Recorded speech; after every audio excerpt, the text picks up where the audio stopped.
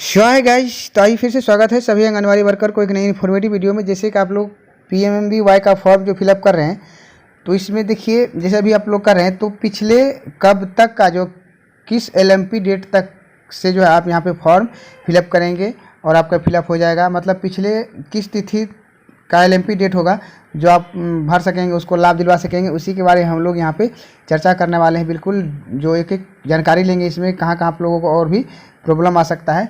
तो वीडियो में आगे बढ़ने से पहले आप लोगों से मेरा ये रिक्वेस्ट रहेगा, अगर वीडियो इन्फॉर्मेटिव लगे, यूजफुल लगे तो वीडियो को लाइक कर लेंगे और चैनल पर नए हैं तो चैनल को सब्सक्राइब जरूर कर देंगे। तो जैसे कि आप लोग तो यहाँ पे जान ही रहे हैं कि पहला या दूसरा जो भी है यहाँ तो आप लोग सेलेक्ट कर ही लेते हैं। पहला अगर कर रहे हैं, अगर गर्भावस्था के दौरान ही पंजीकरण कर रहे हैं तो यहाँ पर आप लोग 0 डाल के ही करेंगे। अगर दूसरा कर रहे हैं तो दूसरा में आपको 2 डालना ही डालना है, क्योंकि दूसरा जब तक डिलीवरी हो नहीं जाता है तब तक जो आप कैसे पता चलेगा कि यहाँ पे जो कन्या शिशु पैदा लिया है। जब शिशु होगा तभी आप जो है दूसरे फॉर्म जो फिलअप कर पाएंगे। तो इसलिए यहाँ पे दूसरे के लिए जब सेलेक्ट करते हैं तो यहाँ जो है 2 को सेलेक्ट कर ही देंगे। और जब अगर गर्भावस्था के दौरान कर रहे हैं तो गर्भावस्था में यहाँ पे 0 डालेंगे। इसके बाद जो है फिर से जो है उनका जो है फॉर्म फिलअप करना पड़ेगा, तो उसके लिए आगे वीडियो आपको बताएंगे। अब यहाँ पे हम लोग चर्चा करेंगे जो पिछले कितने LMP डेट से, मतलब कब तक का रजिस्ट्रेशन किया हुआ है। MCP कार्ड पर जो है रजिस्ट्रेशन नंबर जो डेट होता है कब तक का यहाँ जो इसमें ले लिया जाएगा। तो चलिए हम लोग यहाँ पे डायरेक्ट कुछ फिलअप नहीं करते हैं, यहाँ हम लोग डालते हैं। जैसे कि यहाँ पे MCP कार्ड का यहाँ पे विवरण बोल रहा है, जो उस पंजीकरण का तिथि बोल रहा है। सबसे लास्ट जो होता है यहाँ पे LMP डेट होता है, अंतिम मासिक चक्र जो कब तक कली जाएगी। जैसे यहाँ पे आप लोग क्लिक कर रहे हैं तो आप लोग देख रहे हैं कि इस तरह से आप लोगों को कैलेंडर यहाँ पे खुल के आता है। खुल के आने के बाद यहाँ पे देखिए ईयर तो यहाँ पे दिखा रहा है 2021 तक। इस तरह से आप लोग सेलेक्ट करेंगे और यहाँ पे मंथ आपको यहाँ पे देखिए दिखा रहा है जो जुलाई तक। तो जुलाई तक जैसे यहाँ पे करेंगे, आप यहाँ पे कैलेंडर देख लीजिए सभी हाइट होता जा रहा है। अब यहाँ जो है हाइट होता जा रहा है, लेकिन यहाँ पे 18 पर अगर क्लिक करते हैं, इससे ये साबित होना चाहिए कि जैसे कि जो हाइट हो रहा है उतना दिन जो है पीछे ख़त्म हो रहा है। लेकिन यहाँ पे जैसे आप इस पर टच करेंगे तो यहाँ पे आपको आ जाएगा कि केवल 580 दिनों के वर्तमान तिथि से, जो जिस तिथि से आप भर रहे हैं उस तिथि से जो है 580 दिनों के अंदर ही आप जो है फॉर्म को फिलअप कर सकते हैं।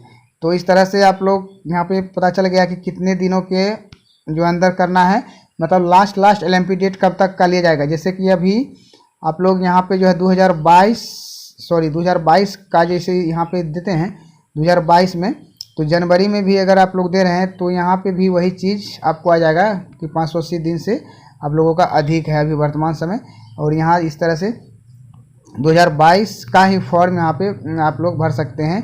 वो भी अभी जो है फरवरी से यहाँ पे आप लोगों को देख लीजिए, इस तरह से फरवरी डालते हैं तो फरवरी में यहाँ पे जो है पॉपअप नहीं आया है। तो मतलब जो है आप 1 फरवरी या जनवरी जो है कुछ दिन ले सकता है। जैसे अभी जो, चलिए इसको भी हम लोग यहाँ पे चेक कर लेते हैं। जो 22 जनवरी में जैसे अभी जो जिस तिथि चल रहा है, जैसे अभी 7 तिथि है तो वहाँ 8 डालते हैं तो 8 तिथि तक जो यहाँ पे ले सकता है। जनवरी में जो है दिनांक 8 तक इसे ले रहा है, तो इसी हिसाब से जैसे 580 दिन आप बैक होके आएंगे और देखेंगे किस तिथि तक जो 580 दिन होता है उस तिथि तक अगर उसका LMP डेट होता है तो आप करेंट डेट में भी भरेंगे तो आपका फॉर्म फिलअप हो जाएगा और उसका जो भी लाभार्थी है उसको आप लोगों के साथ एक और भी यहाँ पे प्रॉब्लम हो सकता है। जैसे कि जो LMP डेट है और रजिस्ट्रेशन का डेट, मतलब आंगनवाड़ी केंद्र पर जो है लाभुक द्वारा कब जो है यहाँ पर रजिस्ट्रेशन करवाया गया, क्योंकि वो भी डेट वहाँ पे लगता है।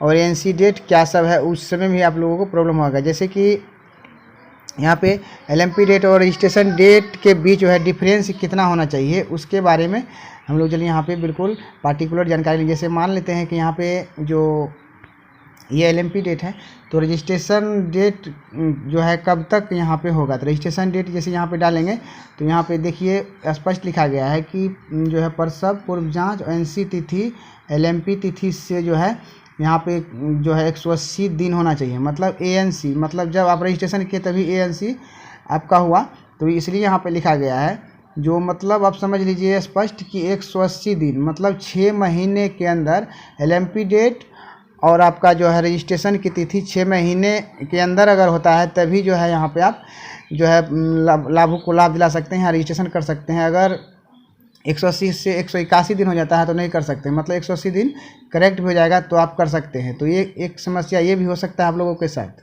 बाद जो आप लोग यहाँ जो सेलेक्ट करके आते हैं, अभी जैसे कि यहाँ पे देखिए कोई भी जो है टीकाकरण का रिकॉर्ड यहाँ पे शो नहीं कर रहा है।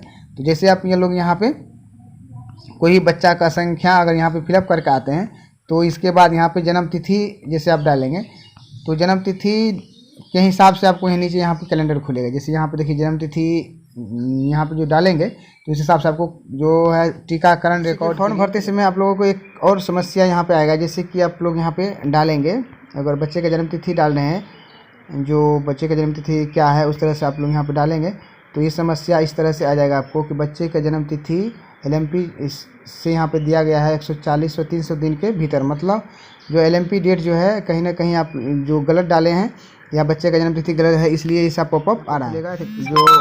जो मतलब जो टीकाकरण रिकॉर्ड कब कब देना दिए हैं वो आपको भरना पड़ेगा। तो यहाँ पे चलिए हम लोग जो है जन्म तिथि यहाँ पे डाल लेते हैं।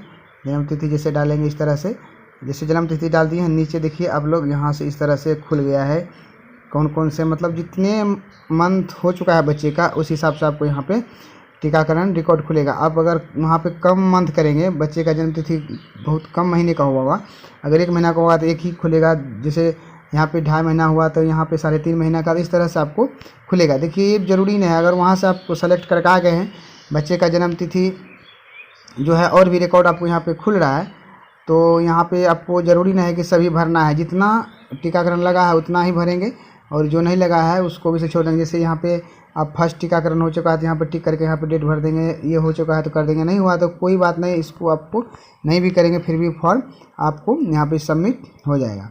तो चलिए बस इस वीडियो में इतना ही, मिलता है नेक्स्ट वीडियो में, तब तक के लिए धन्यवाद।